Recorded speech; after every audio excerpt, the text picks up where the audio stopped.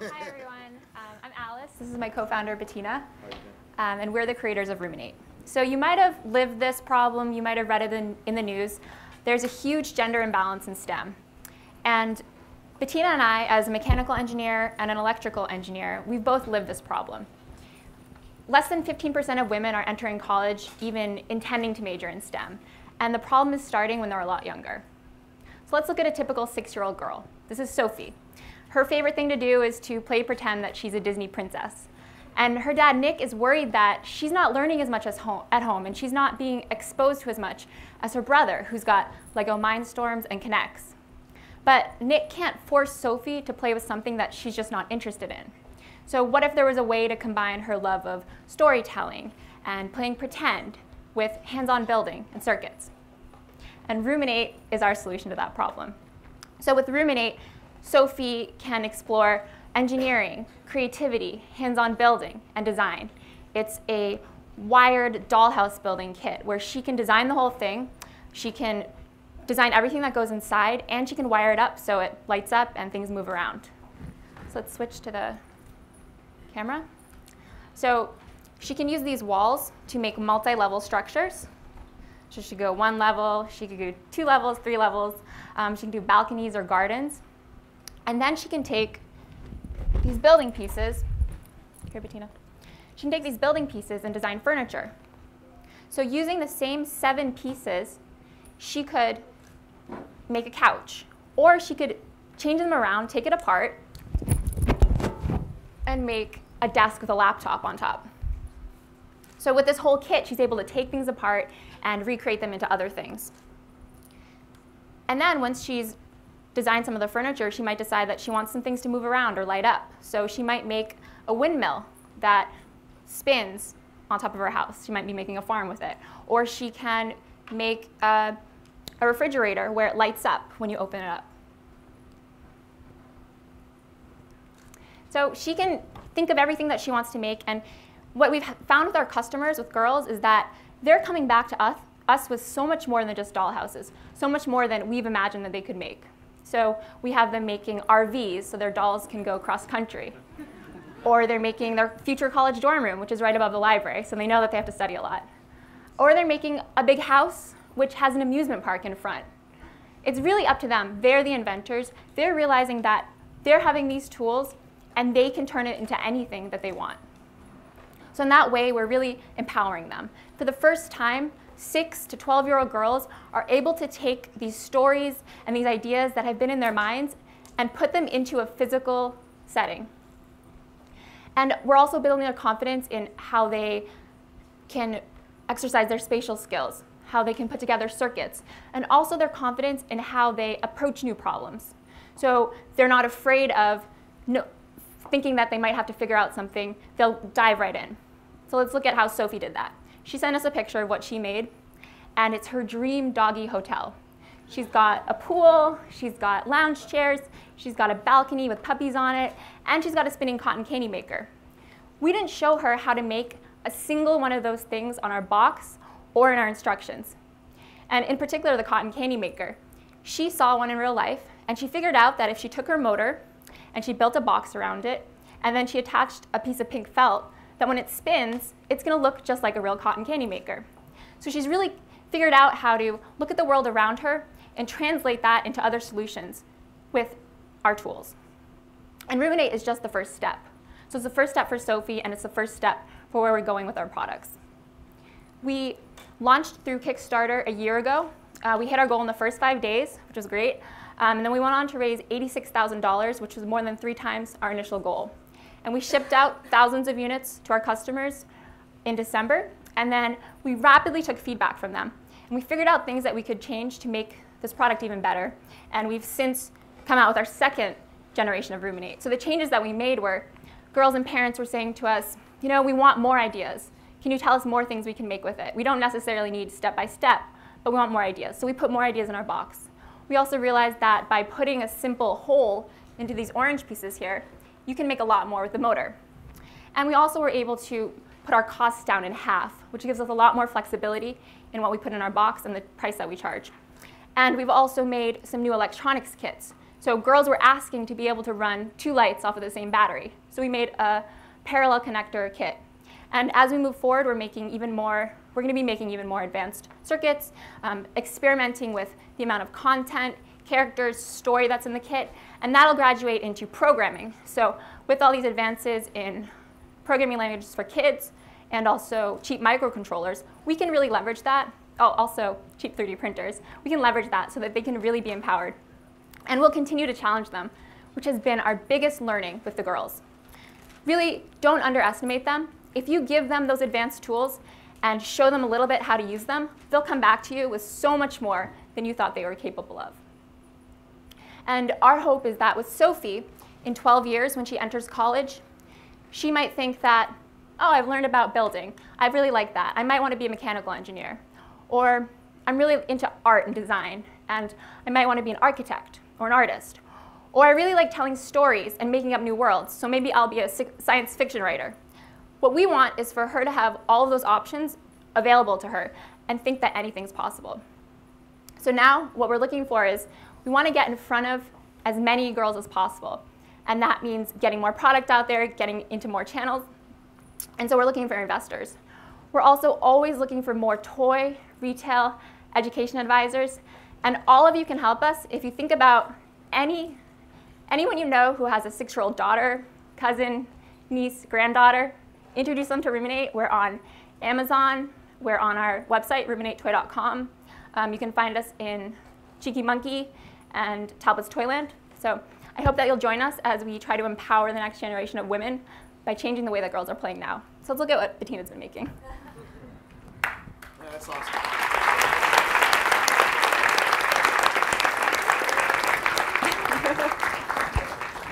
This is a cotton candy maker. How much does a kit, starter kit cost? $29.99.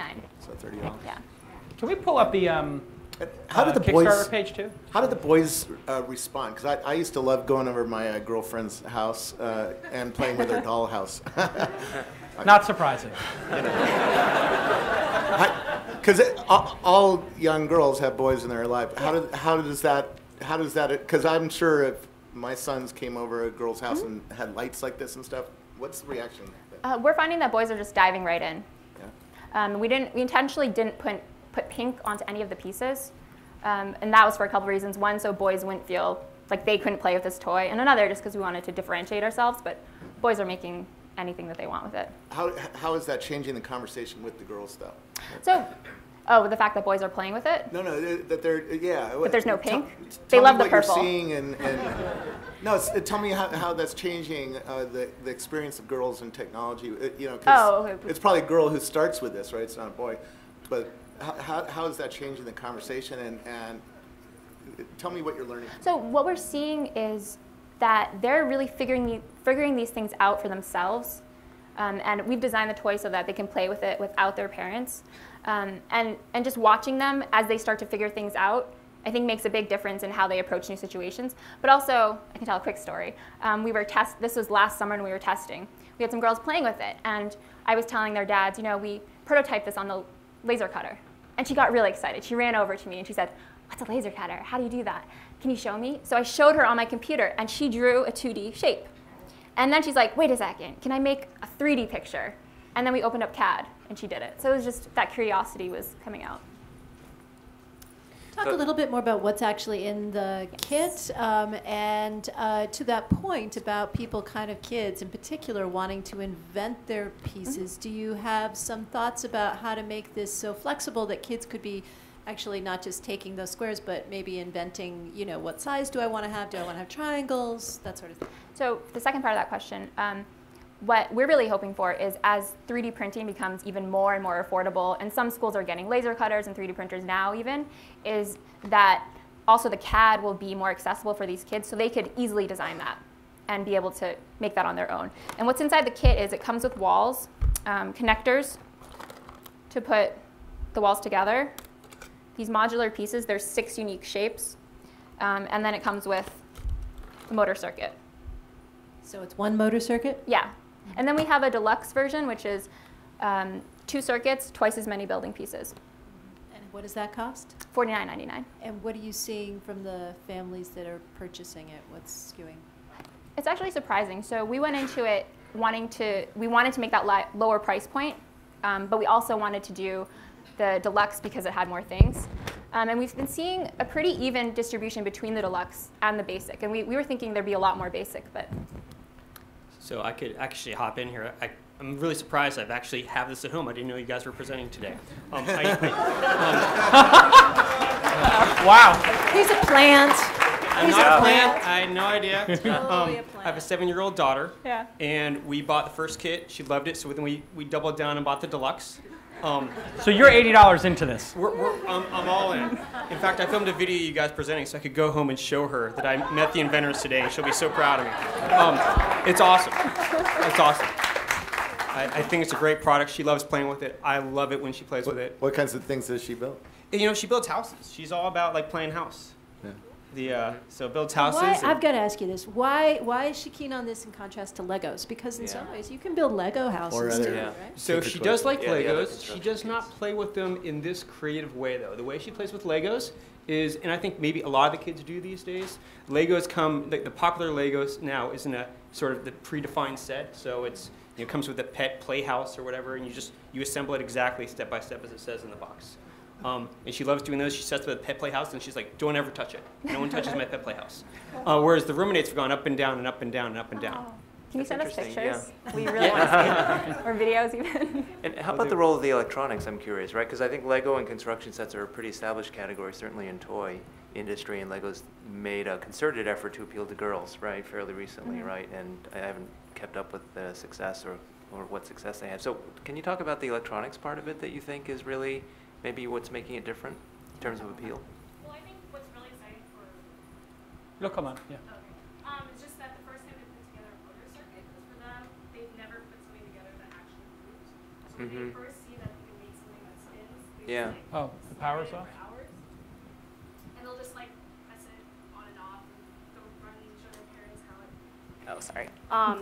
Show it how it works. Show them how they put it all together, and they just get really excited about that. And that's just the first step to them being able to put more electronics in. Yeah. And so that seems like a key insight that you either had that intuition or you validated at this point.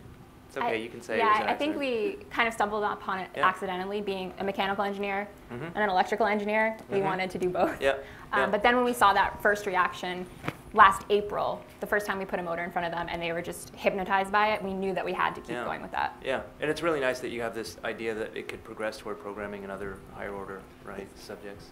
I'll try to play the role of an investor. Is there anything defensible here that a Mattel can't copy and clone and beat you to the mass market with?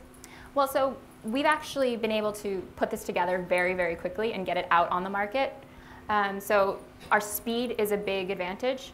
Another thing is Mattel, Lego. The big old slow companies eventually do catch up. I work at our shop. Yeah, they've actually. Work with leapfrog, so yeah. Yeah. You might have a 2 or 3 or 4 year window where Yeah. speed is a big deal, but eventually they figure out you found a market that they didn't, and all Or of a it's an sudden, exit. right? And they already copied other things that were defended, right? So, yeah, tell me, are there any patents or any trademarks or anything that's defensible here? Yeah, we filed a patent on the kit as a whole. So the shapes of the pieces and the way that the electronics and the building pieces and the whole design aspect of it come together. And part of it too is that we're trying to build a brand around this. Like both of us are female engineers, and we're part of this toy. Makes Great. sense. Excellent. Question from the audience, maybe? Yeah, one more thing.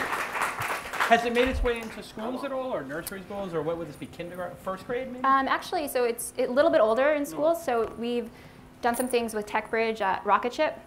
We've also just gotten emails from teachers who bought this off of our site and did something with it in school. So I think when it's in school, it's kind of at the 10, 11, 12 range. Hi, I'm Nishat from Turnstile News, and I'm here with Christina So from Youth Radio. She's the reporter for Youth Radio. And my question is sort of an extension of what I think Robert was starting to get at.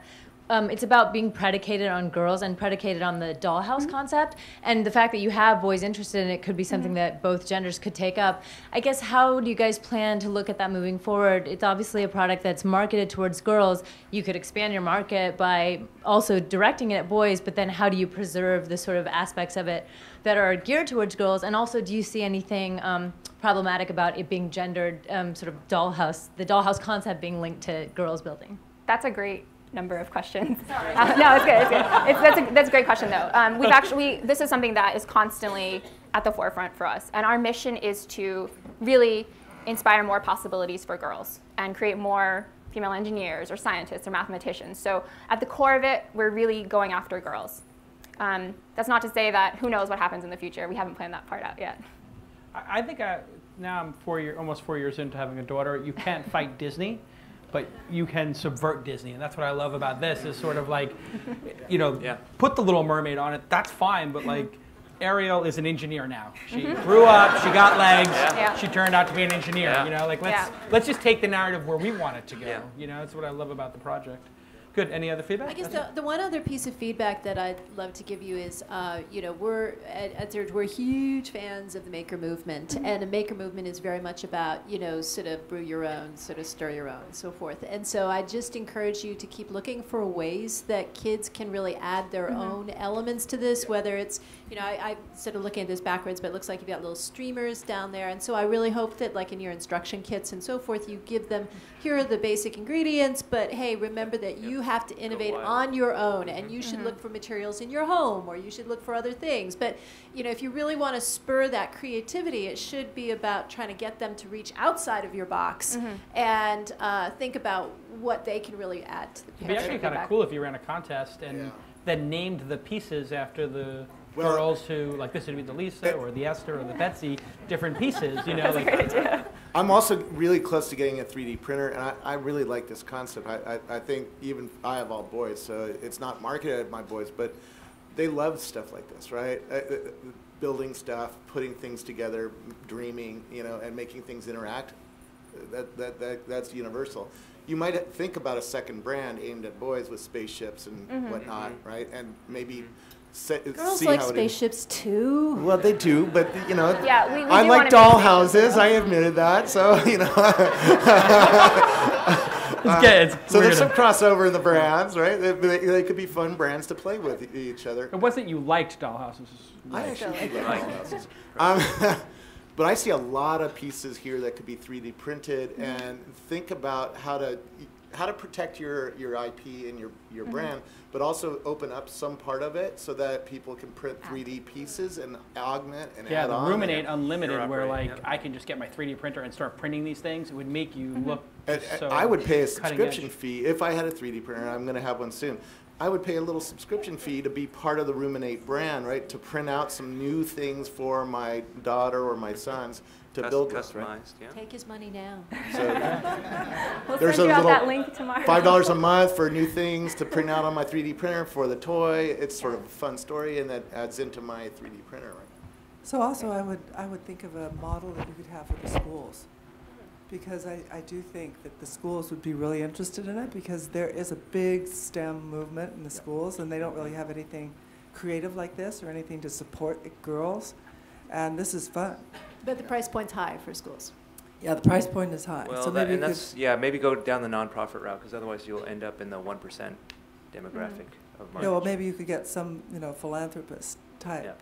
to support it But for the schools. There's not a lot here that it justifies the high price for a school. You could have, if you ramp this business up to millions of units, you could offer schools a very low price point, I think. Yeah, they could buy a box of these for $200 or $300 and have 10 girls playing with them. We could definitely do that. Or, once a school buys a 3D printer for the library, have a lot of it be I'm printable. guessing a third of the cost of fulfilling this was shipping, right? Or how much of it was when you do a big Kickstarter like this? Oh, the Kickstarter was a different cost than what we have now. Yeah, and we were packing all those boxes ourselves. Yeah. And we were on a really tight deadline for the holidays, so probably a fifth of the cost was shipping. And do you guys think you go back to Kickstarter to do like a next version, or is it a one-time thing, Kickstarter? We haven't ruled that out. Yeah. Kickstarter was really, really good to us, and I can't recommend it enough to people. It's a great way to get marketing too. Like those 1,100 backers, you do have their email addresses or the ability to communicate to them through Kickstarter? Yeah, we have the ability. We have a blog. We can update them. And a lot of them, it's great. We meet them just at random events. They'll come up to us and be like, I support your Kickstarter. And it's great. What's the margin on this stuff right now? So we can't say the exact number because we're on camera, and we have negotiations with retailers, but it's low and it's good for retail. Yeah. And we know ways that we So can make it even retailers more. take 30% off the top, so you're making probably 60% somewhere in there. Somewhere around there. Yeah. Great. Okay, let's hear it for I can tell Roominate. you after. Oh, wait, you want to do one more question? Final question, sir. Have you ever thought of a storybook which girls can either have you thought of a storybook which girls can either refer to, relate to while building the toy? Because even we know girls like to read, girls are driven by the stories. Yeah, that's actually feedback that we've gotten from parents too, is saying characters, storylines, and that's one of the things that we really want to attack next, is to figure out how much story and how much character we want to put in there to really engage them that way. Characters are brand defenses as well. Look at why Zynga's doing so poorly and Pixar does so well. Pixar builds iconic characters that turn into theme parks and other things. And think about that. If you work a few characters in this that become iconic brand pieces, that's a big deal. Well, and Angry Birds and Where's My Water, all brand-based, right? Yeah, So it can't be done. The Angry Birds guys think about character all day long. That's all they think about. All right, let's hear it for Roominate. We're going to take